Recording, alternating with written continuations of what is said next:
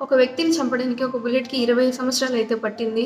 అయితే విషయం ఏంటో తెలుసుకుందామా? 1883లో హెన్రీ అనే వ్యక్తి తన గర్ల్‌ఫ్రెండ్ మ్యాసీతో బ్రేకప్ చేసుకున్నాడు. బ్రేకప్ అయిపోయిన తర్వాత మ్యాసీ చాలా డిప్రెషన్‌లోకి వెళ్లి సూసైడ్ చేసుకుంది. అయితే తన సిస్టర్ చావుకి హెన్రీనే కారణమని మ్యాసీ బ్రదర్ హెన్రీని చంపడానికి తన ఇంటికి వెళ్లి ఫైరింగ్ అయితే స్టార్ట్ చేశాడు. అయితే కొద్దిగా మిస్ అయిన ఈ బుల్లెట్ హెన్రీ తలలోంచి డిఫ్లెక్ట్ అయ్యి ఒక ట్రీలో వెళ్లి స్ట్రక్ అయిపోయింది.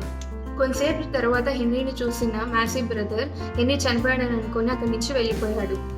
తన సిస్టర్ డెత్‌కి కారణమైనవన్నీ చంపిన తర్వాత తనకు కూడా అంటే మ్యాసీ బ్రదర్ కూడా లైఫ్‌లో బ్రతికే ఛాన్స్ లేదు, రీజన్ లేదని అనుకుని అతను కూడా సూసైడ్ చేసుకొని అయితే చనిపోయాడు. అయితే కొద్ది రోజుల తర్వాత గాయాలతో బయటపడిన హెన్రీ తన ప్రాపర్టీలో ఉన్న ఒక పెద్ద ట్రీని నరకడానికి సాధ్యం కాదని తెలుసుకొని ఒక డైనమైట్‌ని ఆ ట్రీలో ఇన్సర్ట్ చేసి బ్లాస్ట్ చేశాడు.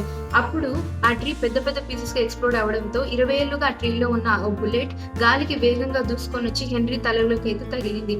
ఇలా 20 ఏళ్ల తర్వాత ఆ బుల్లెట్ హెన్రీని అయితే చంపేసింది. మరిన్ని అప్డేట్స్ కోసం, మరిన్ని వీడియోస్ కోసం నా ఛానల్